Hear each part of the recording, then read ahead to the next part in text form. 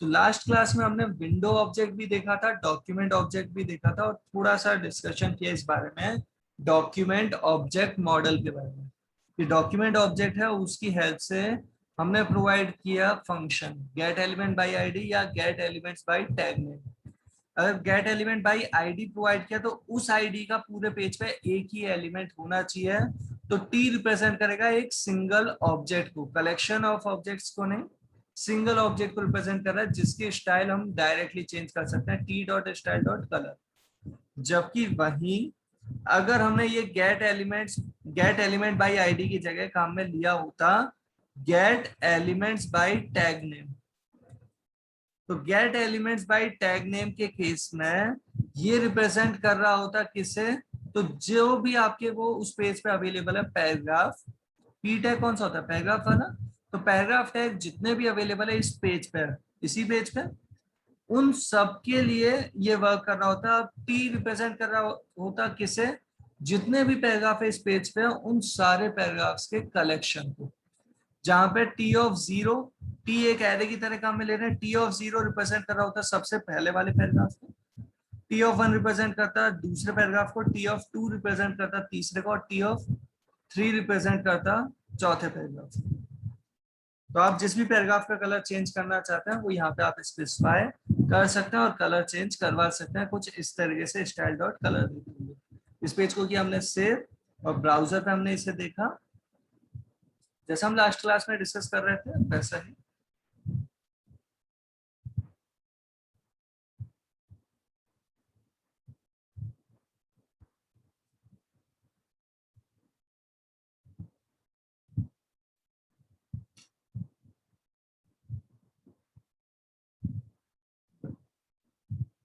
चलिए, तो ये जो हमने ओपन किया है इसमें क्या है, अभी हमने प्रोवाइड कर रखा है क्या, T of to dot style dot colour equal blue.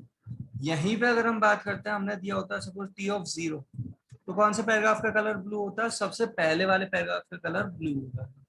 चाहे इसके बीच में हेडिंग ही क्यों ना आपने प्रोवाइड कर दी होती, पैराग्राफ चल रहे हैं अचानक से आपने यहाँ हेडिंग टू काम में ले ली, जैसे यहाँ पे सब हेडिंग इज प्रोवाइडेड,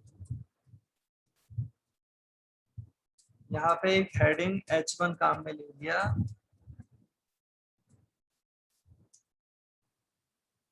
कंटेंट तो नो डाउट उसके करस्पॉन्डिंग जैसा हमने दे रखा है, ये हेडिंग दे रखी है, ये सब हेडिंग दे रखी है, ये किसका कलर चेंज कर रहा है, तो हमने सेलेक्ट किया है एलिमेंट्स को टैग नेम के करस्पॉन्डिंग, कि केवल पैराग्राफ्स का सिलेक्शन हुआ, पैराग्राफ्स के सिलेक्शन में हमारे पास ये टी एक एरे को रिप्रेजेंट कर रहा होगा।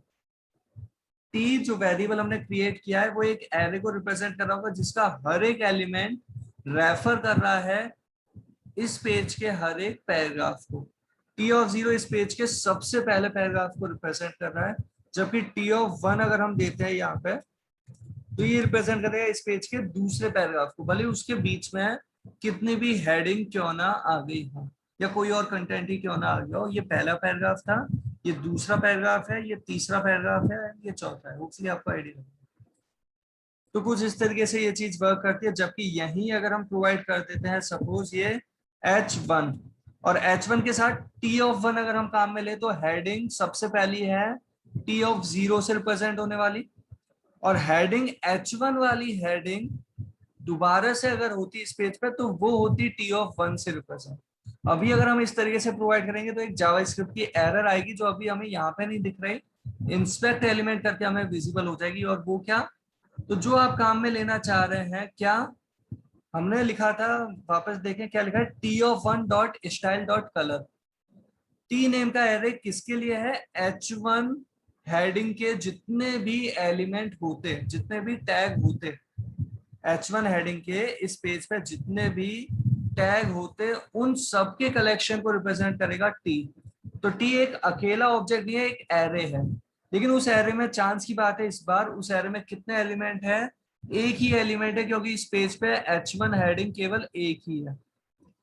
तो टी ऑफ जीरो आप काम में लेते वर्क कर जाता है, बट टी ऑफ वन अगर दिया तो टी ऑफ वन ऑब्जेक्ट जब सर्च होगा टी ऑफ वन तो वो ऑब्जेक्ट ही नहीं मिला। तो टी ऑफ वन कैसे कंसीडर हो रहा है, अनडिफाइंड। उस पर अगर आप ये डॉट स्टाइल परफॉर्म करना चाहते हो वो परफॉर्म नहीं हो पाएगा, T(1) पे स्टाइल, और स्टाइल नहीं हो पा रहा तो उस पर कलर भी नहीं हो पाएगा। T(1) कैसा है, क्योंकि होपफुली आपको ध्यान होगा, एरे अगर हमने दिया 4 एलिमेंट्स का और हमने चेक किया 6 इंडेक्स वाला एलिमेंट, तो वो अनडिफाइंड आ रहा था। या एरे हमने ब्लैंक एरे दिया था और हमने उस एरे के अंदर कोई पर्टिकुलर इंडेक्स जैसे 3 इंडेक्स या 2 इंडेक्स वाला एलिमेंट देखा, उसका टाइप, तो वो अनडिफाइंड आ रहा है। सिमिलरली यहाँ पे T(1) अनडिफाइंड है, उस पर स्टाइल अप्लाई करना चाह रहे हैं जो अलाउड नहीं होगा। एरर क्या आ रही है हमारे पास इस केस में, यहाँ क्लिक किया तो ये देख पा रहे हैं आप, can not read property style of undefined. ये अनडिफाइंड जो हम देख रहे हैं वो क्या चीज है, T(1) अनडिफाइंड है जिसकी प्रॉपर्टी स्टाइल अवेलेबल नहीं है। स्टाइल प्रॉपर्टी किसके लिए प्रोवाइडेड है, तो आपके जो HTML पेज पे डॉक्यूमेंट फाइल में जो एलिमेंट्स अवेलेबल है जैसे हेडिंग, पैराग्राफ जैसे ऑब्जेक्ट्स, उन पे आप स्टाइल प्रोवाइड कर सकते हैं। मोस्ट ऑफ द एलिमेंट्स पे ये स्टाइल एट्रीब्यूट काम में लिया जा सकता है।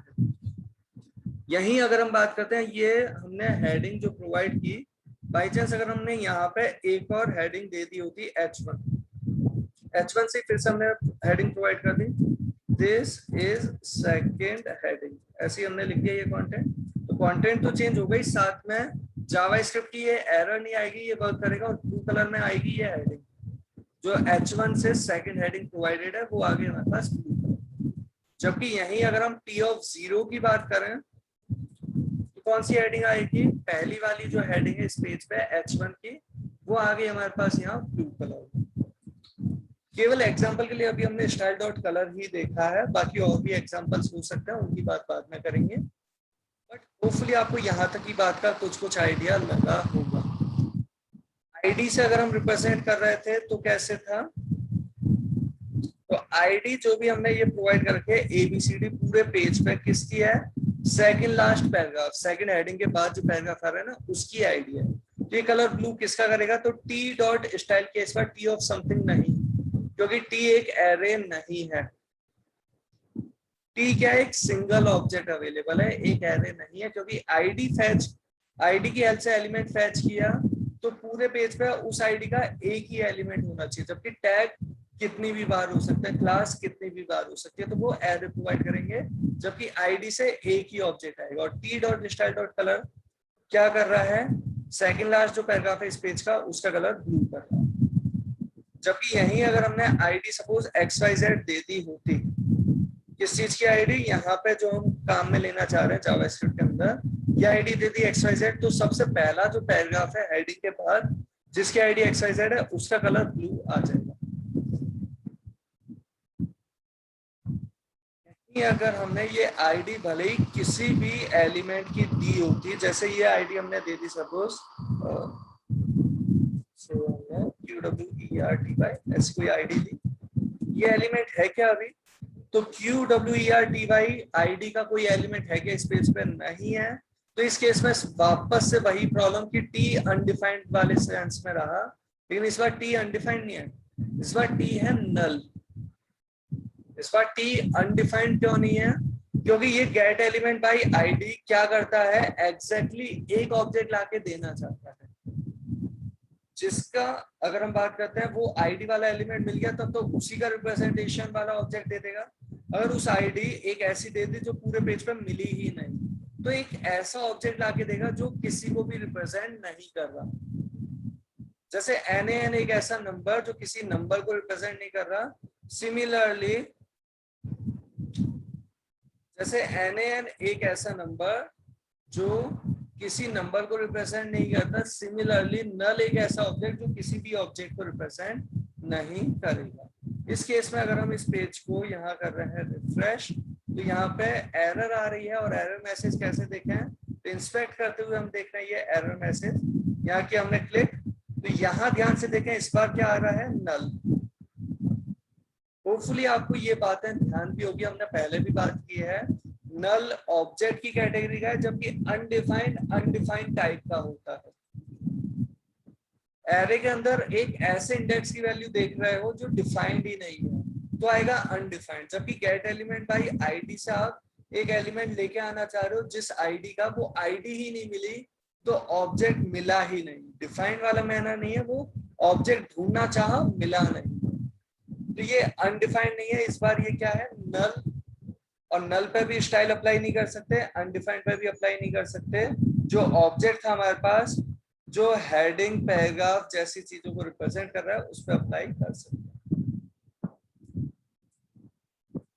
तो होपफुली यहाँ तक की बात का कुछ कुछ आइडिया लगा होगा। और सेम इसी एग्जांपल में थोड़ा और डिस्कशन कर लेते हैं।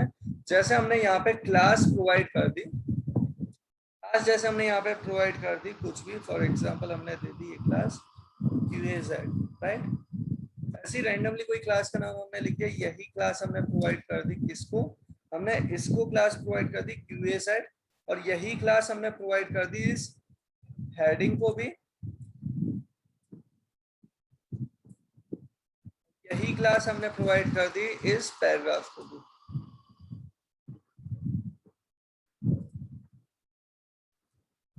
तो एक बार समझें, अगर हम यहाँ जो अप्रोच हम डिस्कस कर रहे थे उसी के करस्पॉन्डिंग कहें, तो अगर हम एलिमेंट्स फैच करते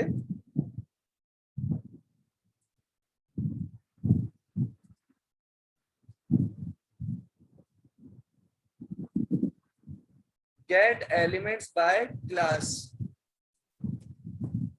इस अप्रोच से, और क्लास दे दी होती अगर हमने ये QAZ, होपफुली आपको पता है सेम पेज पे क्लास का रिपीटेशन हो सकता है, और हमने ये कर भी रखा है, और ये रिपीटेशन क्लास हो सकता है कुछ पैराग्राफ को दी और एक हेडिंग को भी प्रोवाइड करती है, या यही चीज हमने यहाँ पे भी दे रखी है, सपोज इसे भी दे रखी है क्लास QAZ। तो ये हमने यहाँ पे रैंडमली कुछ एलिमेंट्स को हमने ये क्लास प्रोवाइड कर दी। जैसे सबसे पहले ये जो H1 अवेलेबल है इसे भी प्रोवाइड कर दी, फर्स्ट पैराग्राफ को प्रोवाइड कर दी, H2 के बाद जो पहला पैराग्राफ आता है उसे प्रोवाइड कर दी, और दूसरे उसके बाद जो H1 हेडिंग आ रही है, सेकंड हेडिंग H1 वाली, उसे भी प्रोवाइड कर दी। और इस पैराग्राफ को नहीं दी, ओवरऑल अगर ध्यान से देखें तो ये H2 को नहीं दिया हमने, और ये पैराग्राफ जो सेकंड लास्ट पैराग्राफ है उसे नहीं दिया, बाकी सबको ये क्लास अभी दे रखी है। और इस केस में अगर आप आराम से समझें इस चीज को, ये एक एरे प्रोवाइड कर रहा है, और एरे कौन सा, तो जिन भी एलिमेंट्स की क्लास QAZ है उन सबका कलेक्शन, जिन भी एलिमेंट्स की क्लास, जितने भी एलिमेंट्स हैं उन जिनकी क्लास QAZ है उन सबका कलेक्शन T नेम के एरे से रिप्रेजेंट हो रहा होगा। लाइन नंबर 21 पे ये जो T हमने दिया है इसकी हेल्प से, ये जो T(0) हम कह रहे हैं ये किसे रिप्रेजेंट कर रहा है, तो पूरे पेज पे जिसकी भी क्लास QAZ है उसमें सबसे पहला एलिमेंट कौन सा है जिसकी क्लास QAZ है, उसे ये रिप्रेजेंट कर रहा होगा। और सबसे पहला एलिमेंट कौन सा है, जैसे ये H1 जिसे क्लास QAZ मिली हुई है, तो ये है हमारे पास T(0). इस केस में इस पेज को जब कर रहे हैं रिफ्रेश, 1 सेकेंड, इसे हमने सेव कर दिया, रिफ्रेश किया, एरर आ रही है, तो एक बार देख लेते हैं क्या एरर है। हमने फंक्शन नेम क्लास लिख रखा है, और लास्ट क्लासेस में भी हमने क्लास ही लिखा था क्या, ये फंक्शन नेम जो हम डिस्कस कर रहे हैं इस फंक्शन का नाम क्या है, class name, gate elements bye class name. यहाँ पे हम बात करें तो ये हमने प्रोवाइड कर दिया, जैसे gate elements bye class name. Comment में चेंज करना चाहेंगे तो वो भी देख लेंगे, बट अभी ये रिफ्रेश किया और इस केस में ये वर्क कर रहा है। और किसके लिए वर्क कर रहा है, तो get elements bye class name जो हमने ये प्रोवाइड कर रखा है, फंक्शन का नाम है गेट एलिमेंट्स, जैसे टैग है वैसी क्लास है ना, gate elements bye class name, जिसकी भी क्लास QAZ होगी उन सबको ये रिप्रेजेंट कर रहा है। अगर हमने यहाँ पे दिया T(1), तो T(1) के केस में ये किसकी बात कर रहा है, इस पैराग्राफ की बात कर रहा है, क्योंकि हमने हेडिंग को भी और पैराग्राफ को भी यही क्लास प्रोवाइड कर रखी है। सिमिलरली अगर हम ये T(2) की बात कर रहे हैं, तो T(2) किसे रिप्रेजेंट करेगा, ये T(0) वाला एलिमेंट रहा, ये T(1) वाला एलिमेंट रहा, और ये जो लाइन नंबर 10 पे, मतलब हेडिंग 2 के बाद H2 जो हेडिंग है उसके बाद जो पहला पैराग्राफ आ रहा है वो है इंडेक्स 2 वाला QAZ क्लास के लिए, तो उसकी करस्पॉन्डिंग हमारे पास आ रहा होगा ये वाला पैराग्राफ। ये सब हेडिंग क्यों नहीं आई, क्योंकि अभी हमारे पास QAZ 0, 1, 2, यहीं अगर बात करें, हमने ये h1 को QAZ नहीं दिया होता अगर, तो इंडेक्स 0 वाला रिप्रेजेंट कर रहा होता है इस पैराग्राफ को, इंडेक्स 1 वाला होता है ये वाला पैराग्राफ, और इंडेक्स 2 वाला होता है ये सेकंड हेडिंग। इस तरीके से हमने ये प्रोवाइड कर रखा है। इसे किया रिफ्रेश, ये सेकंड हेडिंग पे वर्क कर रहा होता।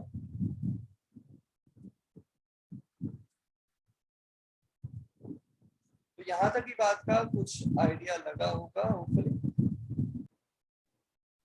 तो अभी जो हम बात कर रहे हैं वो हम बात कर रहे थे डॉक्यूमेंट ऑब्जेक्ट मॉडल की, जिसकी हमने पहले भी थोड़ी सी ओवरव्यू मैनर में बात की थी, अभी थोड़ी और बात की है, और आगे भी हम डिस्कस करते रहेंगे क्योंकि बहुत इंपॉर्टेंट फीचर है जावास्क्रिप्ट का, डॉक्यूमेंट ऑब्जेक्ट मॉडल। और ये कॉन्सेप्ट क्या है, ये फीचर क्या है कि आप जावास्क्रिप्ट की हेल्प से अपनी डॉक्यूमेंट फाइल के हर एक एलिमेंट को एक जावास्क्रिप्ट ऑब्जेक्ट की तरह ट्रीट कर सकते हैं, काम में ले सकते हैं, और उसकी डिजाइन भी चेंज करवा सकते हैं, उसके CSS चेंज करवाना या उसका कंटेंट चेंज करवाना वो परफॉर्म किया जा सकता है।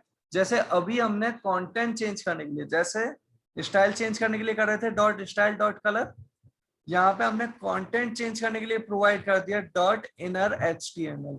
और ये अगर हमने दिया T2 का, तो T2 के लिए हमने चेंज कर दिया। ये अगर हमने प्रोवाइड किसी और एलिमेंट का करना चाहा होता तो उसके लिए भी कर सकते हैं।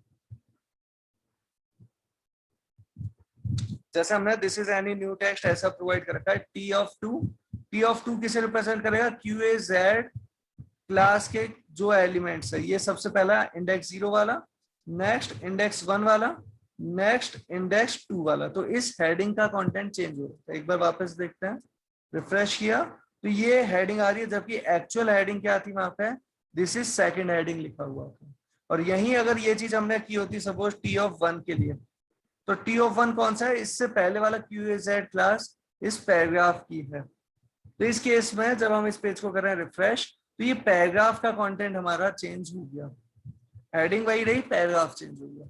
जबकि यही हमने अगर T(0) के लिए किया होता, तो जो सबसे पहले पैराग्राफ को हमने प्रोवाइड कर रखा है, हेडिंग के लिए तो हटा दिया था, पहले पैराग्राफ के लिए जो QAZ दे रखा है उस पर ये वर्क करेगा, और इसके करस्पॉन्डिंग इसका कंटेंट चेंज होके आगे इसका जो पहले से कंटेंट था वही का वही रहा। और कभी अगर आपने ऐसा कुछ कर दिया, जैसे आपने T(समथिंग), जैसे हम बात करते हैं T(2) के इनर HTML को आपने स्टोर करवा लिया सपोज थोड़ी देर के लिए एक अलग वेरिएबल में। सपोज आपने ये वेरिएबल लिया जिसमें आप ये स्ट्रिंग स्टोर करवा रहे हो, उसका पूरा इनर पार्ट T(2) किसकी बात कर रहे हैं, ये वाली चीज, राइट। या एक काम करते हैं हम, T(3) जो होगा वो होगा ये सबसे लास्ट वाला पैराग्राफ। एक बार समझने के लिए हम इसका बस कंटेंट चेंज कर रहे हैं। कंटेंट चेंज कैसे, हमने यहाँ लिख दिया सपोज ये पहला वर्ड चेंज करके लिख दिया पैराग्राफ लास्ट, ऐसे हमने लिख दिया ना। और यहाँ पे हम जिसके साथ चेंज कर रहे हैं वो है हमारा ये QAZ का सबसे पहला एलिमेंट, इन्हें इंटरचेंज कर रहे हैं, पैराग्राफ फर्स्ट हमने लिख दिया है ना। अभी केवल समझने के लिए हमने ये वर्डिंग लिखी है, वर्डिंग जो भी होती कंटेंट आपस में बदल जाए वो ऑपरेशन हम परफॉर्म करना चाहते हैं। क्या करना चाहते हैं उसे वापस समझें। जितने भी एलिमेंट्स की क्लास QAZ है वो हम यहाँ देख पा रहे हैं, पहली चीज हम देख के ही वर्क कर रहे हैं। उन चीजों के बारे में हम आगे डिस्कस करेंगे कि हमें नहीं पता टोटल कितने एलिमेंट्स की क्लास है, हम खुद ही लेंथ फाइंड आउट करते हैं, उसके करस्पॉन्डिंग भी काम कर सकते हैं, लूप भी प्रोवाइड कर सकते हैं, इफ एल्स भी प्रोवाइड कर सकते हैं। बट अभी हमने ये QAZ क्लास जिसको भी दे रखे हम सब देख पा रहे हैं। और यहाँ पहले अभी हमने ये T को कुछ भी काम में नहीं लिया, पहले डिफॉल्ट मैनर में ये जो कंटेंट लिखा हुआ आता वो कैसा आता, वो ऐसा आ रहा है, जहां पे पैराग्राफ लास्ट, सबसे लास्ट वाले पैराग्राफ की स्टार्टिंग में ये वर्डिंग है, ये है पैराग्राफ लास्ट और ये है पैराग्राफ फर्स्ट। हम चाहते हैं इन्हें आपस में रिप्लेस करवाना, दो वेरिएबल्स की वैल्यू आपस में बदलने का एक सिंपल सा कॉन्सेप्ट होता है। वो कॉन्सेप्ट क्या, जैसे हमने यहाँ पे एक अलग से वेरिएबल लिया सपोज s, और हमने क्या किया, सबसे पहला जो है T(0) उसके इनर HTML को स्टोर करवा दिया s में। फिर हमने क्या किया, टी ऑफ जीरो के इनर HTML में असाइन कर दिया। जो नॉर्मल स्वैपिंग की अप्रोच किसी भी प्रोग्रामिंग लैंग्वेज में आपने देखी होगी, अप्रोच कुछ ऐसी जैसे आपने टी के अंदर ए के अंदर बी और बी के अंदर टी असाइन करवा दिया। जैसे दो पर्सन बैठे हुए हैं चेयर पे, आप उनकी चेयर एक्सचेंज कर रहे हैं, तो आप कहते हो ए वाले पर्सन को कहते हो कि एक टेम्परेरी चेयर पे बैठ जाओ थोड़ी देर, और ए वाली चेयर पे किसे बैठा दिया, बी चेयर पे जो बैठा था उसे बैठा दिया, और फिर बी चेयर पे किसे बैठा दिया, जिसे आपने टेम्परेरी चेयर पे अलग से बैठाया था उसे वापस बैठा दिया। सिमिलर मैनर में ये लॉजिक हम यहाँ स्वैपिंग का भी देख रहे हैं। टी ऑफ जीरो का इनर HTML एस में प्रोवाइड कर दिया, टी ऑफ जीरो के अंदर प्रोवाइड करना चाहते हैं हम इस पर्टिकुलर पैराग्राफ का कंटेंट। ये जो हमारे पास पैराग्राफ अवेलेबल है दिस वन, इस पैराग्राफ का कंटेंट लेके आना चाहते हैं, ये QAZ का 0 वाला, ये 1 वाला, ये 2 वाला और ये 3 वाला। तो कौन सा लेके आना चाह रहे हैं, टी ऑफ 3 का कंटेंट, मतलब टी ऑफ 3 का इनर HTML लेके आना चाहते हैं टी ऑफ जीरो के अंदर, और फिर टी ऑफ 3 के अंदर किसका इनर HTML लेके आना चाहते हैं, वो हम लेके आना चाहते हैं टी ऑफ जीरो का जो एक्चुअली था। लेकिन टी ऑफ जीरो के अंदर जैसे हमने ये असाइन कर दिया तो वो टी ऑफ जीरो का एक्चुअल वाला तो चेंज हो गया, अब जो टी ऑफ जीरो का एक्चुअल है वो किसमें है, एस के अंदर है। तो यहाँ पे हमने असाइन कर दिया उसे एस नाम के वेरिएबल से। इस तरीके से हमने दिया, सेव किया, और इस केस में जो एक्चुअल हमारे पैराग्राफ थे वो आपस में इंटरचेंज हो जाएंगे। रिफ्रेश किया तो इस तरीके से पैराग्राफ लास्ट यहाँ, पैराग्राफ फर्स्ट यहाँ। जावा स्क्रिप्ट की हेल्प से हम एक कंटेंट को दूसरे कंटेंट की जगह भेज सकते हैं, स्लाइडर जैसी चीज भी इंप्लीमेंट कर सकते हैं, और भी बहुत से ऑपरेशंस परफॉर्म किए जा सकते हैं। होपफुली यहाँ तक की बात का जो भी अभी तक इम्प्लीमेंटेशन किया है उसका कुछ आइडिया लगा होगा। तो अभी जो हमने ऑब्जेक्ट देखे थे, पहले विंडो ऑब्जेक्ट की थोड़ी बात की, फिर डॉक्यूमेंट ऑब्जेक्ट की बात की है, और अब हम जो बात कर रहे हैं वो हम बात कर रहे हैं कंसोल ऑब्जेक्ट की। वो नॉर्मली जो काम में लिया जाता है वो टेस्टिंग पर्पज से या डेवलपमेंट लाइव वेबसाइट पे अगर आप कुछ करना चाह रहे हैं, उससे पहले आप कुछ वैल्यूज चेक करना चाहते हैं, उस पर्पज से कई बार काम में ले लिया जाता है कंसोल पे डेटा प्रिंट करवाते हुए। जिससे क्या होगा, यूजर को वो डेटा नॉर्मली दिखाई नहीं देगा। यूजर को डेटा दिखाए बिना normally user inspect element open करके नहीं रखता। यूजर को डेटा दिखाए बिना हम खुद के लिए कुछ डेटा देखना चाहते हैं, उसका काम कर रहे हैं कंसोल ऑब्जेक्ट की हेल्प से। कैसे, तो एक नई फाइल हमने यहाँ पे क्रिएट की, सेव कर दिया इसे जैसे हमने ये,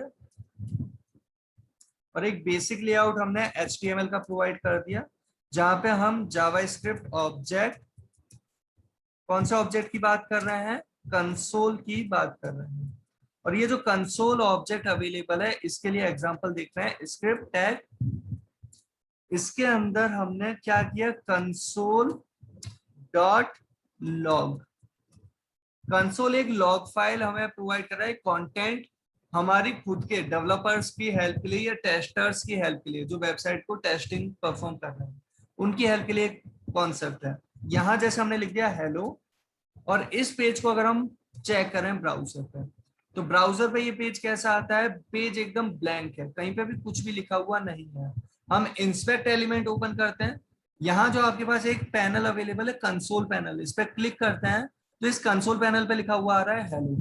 यहीं अगर हमने कंसोल से 2 मैसेजेस प्रोवाइड किए होते, ऑटोमेटिकली कंसोल पे लाइन चेंज हो जाएगी, अलग अलग मैसेज अलग अलग लाइन में लिखे हुए आएंगे। अगर अलग अलग मैसेजेस हैं तो हेलो और वेलकम दिया हमने 2, तो यहाँ पे लिखा हुआ आ रहा है। होपफुली आप सभी को विजिबल होगा ये इंस्पेक्ट एलिमेंट में कंसोल टैब के अंदर।